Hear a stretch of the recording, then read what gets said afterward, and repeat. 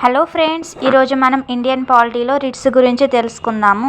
Writ అనగా ఆజ్ఞ లేదా ఆదేశం. న్యాయస్థానాలు రిట్లను జారీ చేసే విధానాన్ని బ్రిటిష్ రాజ్యాంగం నుండి గ్రహించారు. సుప్రీంకోర్టును ప్రాథమిక హక్కుల పరిరక్షణకర్త అంటారు. రిట్స్ అనేవి 5 రకాలు. First one is habeas corpus. Habeas corpus ఇది అతి పురాతనమైన రిట్. హెబియస్ అనగా హ్యావ్, కార్పస్ అనగా బాడీ అని అర్థం వస్తుంది. వ్యక్తిగత స్వేచ్ఛకు భంగం కలిగినప్పుడు ఈ రిట్ను జారీ చేస్తారు. అరెస్ట్ చేసిన వ్యక్తిని 24 గంటల్లోగా సమీప న్యాయస్థానాల్లో హాజరుపరచాలని తెలియజేసే రిట్టు హెబియస్ కార్పస్.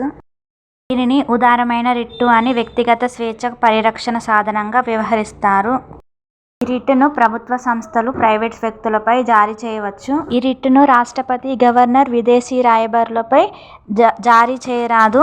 మీకు కావాలంటే స్క్రీన్ షాట్ తీసి పెట్టుకోండి. మాండమస్. భాషాపరంగా మాండమస్ అంటే ఆదేశం అని అర్థం వస్తుంది. వి కమాండ్ అనగా మేము ఆదేశిస్తున్నాము.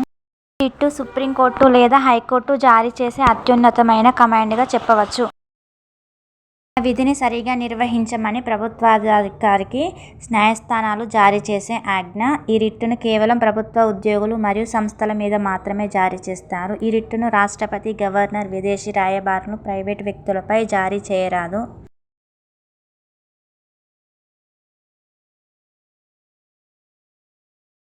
Writ prohibition.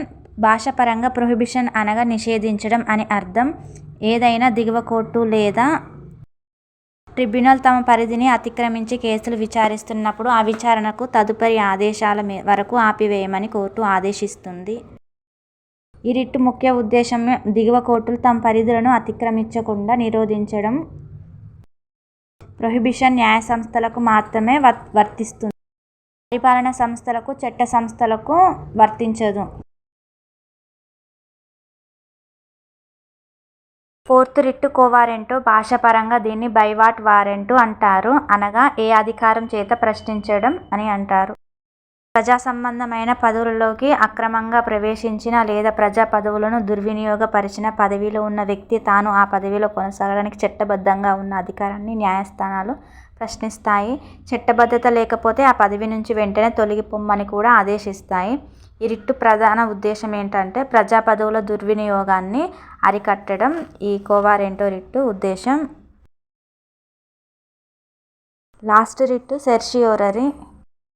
సెర్షియోరరీ అనగా టు బి సర్టిఫైడ్ అని అర్థం. దిగువ కోర్టు తమ పరిధిని అతిక్రమించి కేసును విచారించి తీర్పు చెప్పినప్పుడు ఆ తీర్పును రద్దు చేసి కేసును పైస్థాయి కోర్టుకు బదిలీ చేయమని ఇచ్చే ఆదేశం. ఉద్దేశం కూడా దిగువ న్యాయస్థానాలు తమ పరిధులను అతిక్రమించకుండా నిరోధించడమే. ఈ వీడియో కనుక మీకు నచ్చినట్లయితే ప్లీజ్ నా ఛానల్ని లైక్ చేయండి, షేర్ చేయండి, కామెంట్ చేయండి. మరిన్ని మంచి మంచి వీడియోస్ కోసం నా ఛానల్ని సబ్స్క్రైబ్ చేయండి. Thanks for watching this video.